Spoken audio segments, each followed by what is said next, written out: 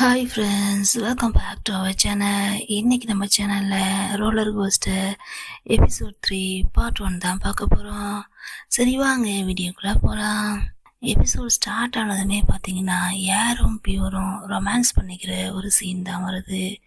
2 பேரும் பெட்டு மேலே ரொமான்டிக்காக பேசிக்கிட்டு இருக்கும்போது பியூர் என்ன பண்ணுறாங்கன்னா ஏரை பார்த்து, இவ்வளோ அழகை என்னால் இன்னொருத்தவங்களுக்கு விட்டு கொடுக்க முடியாது, ஸோ என்னையே நீ மேரேஜ் பண்ணிக்கோன்னு சொல்லிட்டு கேட்டதும் யாரும் டக்குன்னு கொஞ்சம் கூட யோசிக்காம சரி பண்ணிக்கிறேன் அப்படின்னு சொல்லிட்டு சொல்லிடுறாங்க. அதுக்கப்புறம் 2 பேருக்கும் இடையில சின்னதாக கசமுசா நடக்குது. அது நடந்துக்கிட்டு இருக்கும் போதே யாரோட ஃபோனு ரிங் ஆகுது. என்னன்னு சொல்லிட்டு எடுத்து பார்த்தா அவங்க அப்பா இறந்து போயிட்டாங்கங்கிற ஒரு சேட் நியூஸ் கிடைக்குது. அந்த நியூஸ் கிடைச்சதுமே பியூரை அதே இடத்துலயே விட்டுட்டு நீ இங்கே இரு பியூர், நான் வரேன்னு சொல்லிட்டு போனவங்க தான் அதுக்கப்புறம் வரவே இல்லை. அதுக்கு இடையில என்னென்னமோ உங்க லைஃப்ல நடந்து போச்சு. இப்போ ஃப்ளாஷ்பேக் சீனை முடிச்சுட்டு அப்படியே இங்கே பாட்ரி கிளாஸ் நடந்துக்கிட்டு இருக்க இடத்துக்கு வராங்க. ஆல்ரெடி 2 பேருடைய க்ளோஸாக வந்தாங்க, ஆனால் கிஸ் பண்ணிக்கல. அதோட தான் போன பார்ட் முடிஞ்சது. ஸோ இப்போ அதுலேருந்து பார்த்தீங்கன்னா அப்படியே கிட்ட வராங்க லாஃப்ட்டு ரொம்பவே க்ளோஸாக வராங்க. அப்படி வரும்போது பார்த்தீங்கன்னா பியூர் அப்படியே ஸ்டாப் பண்ணி நிறுத்திடுறாங்க.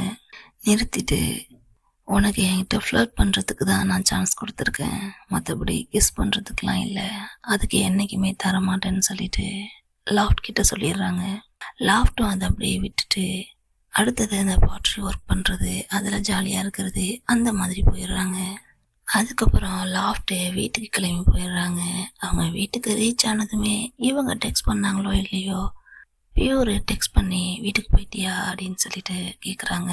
அதுக்கு லாஃப்ட்டு நல்லா ஸ்மைல் பண்ணிக்கிட்டே ரிப்ளை பண்ணிக்கிட்டே வந்துட்டுருக்காங்க.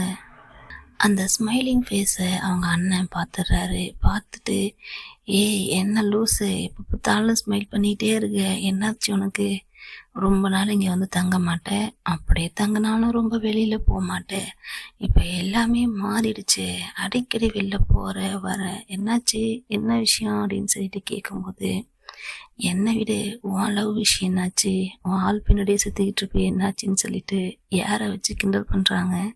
சொன்னதும் டக்குன்னு அவங்க அண்ணா ஷூ வாய மூடு, ஓ யார் வீட்டில் இருக்காங்களா அப்படின்னு சொல்லிட்டு லாஃப்ட்டும் பயந்துடுறா. சொல்லிகிட்டே இருக்கும்போது யார் அந்த பக்கமாக வந்துடுறாங்க.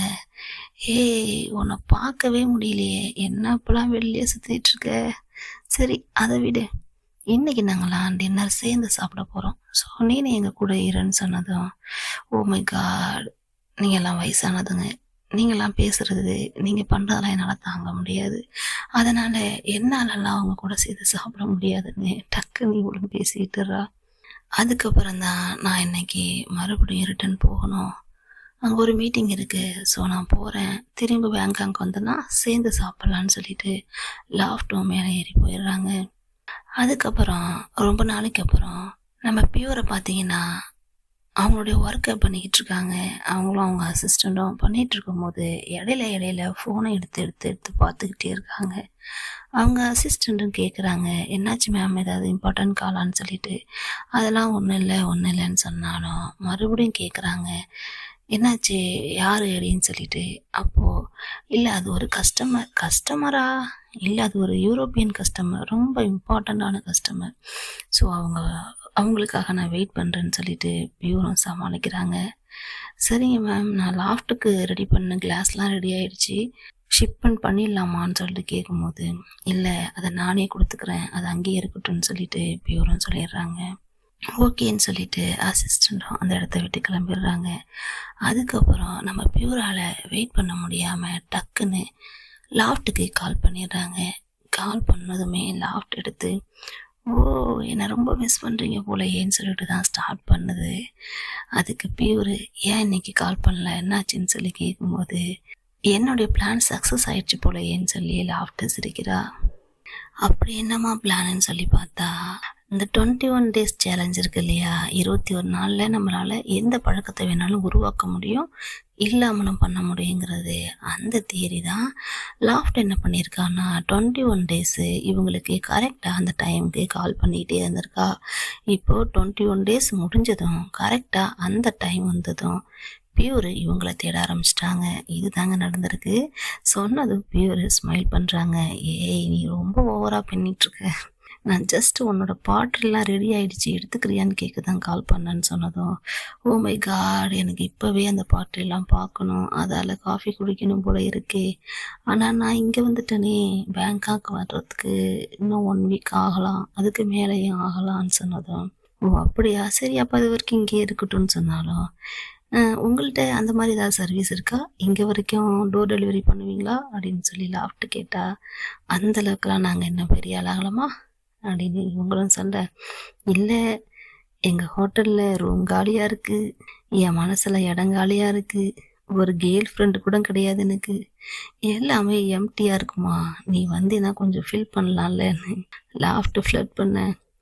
அதுக்கு பியூரு இப்போ சான்ஸ் இல்லைம்மா, எனக்கு இங்கே வேலை இருக்குது, நெக்ஸ்ட் டைம் பார்க்கலான்னு பியூரும் சொல்லிடுறாங்க. அதுக்கு லாஃப்ட்டு ஓ மை காட் நான் உன்னை ரொம்ப மிஸ் பண்ணுறேன், நீ என்னை மிஸ் பண்ணினா கண்டிப்பாக எனக்கு கால் பண்ணு, அப்பப்போ கால் பண்ணுன்னு சொன்னதும் இவங்களும் ஸ்மைல் பண்ணிகிட்டே ஃபோனை வச்சிடுறாங்க. ஃபோனை வச்சதுக்கப்புறம் கூட பார்த்தீங்கன்னா பியூர் முகத்தில் ஒரு ஸ்மைல் அடி போயிட்டே இருக்குது. ஐயோ நம்ம எதுக்கு இப்போ தேவையில்லாமல் இவ்வளோ நினச்சி சிரிக்கிறோம், சிரிக்காதுன்னு வாயை மூடிக்கிறாங்க. சரி ஃபோனை வச்சதுக்கப்புறம் இன்னொரு ஃபோன் வருது. யாருன்னு பார்த்தா யாரு தான் கால் பண்ணி நான் உன் ஸ்டுடியோவுக்கு வந்திருக்கேன், நீ கொஞ்சம் அங்கே வர முடியுமான்னு சொல்லி கூப்பிட்டதும் இவங்களும் அப்படியா அதோ வரேன்னு சொல்லிட்டு உடனே அந்த இடத்துக்கு கிளம்பிடுறாங்க.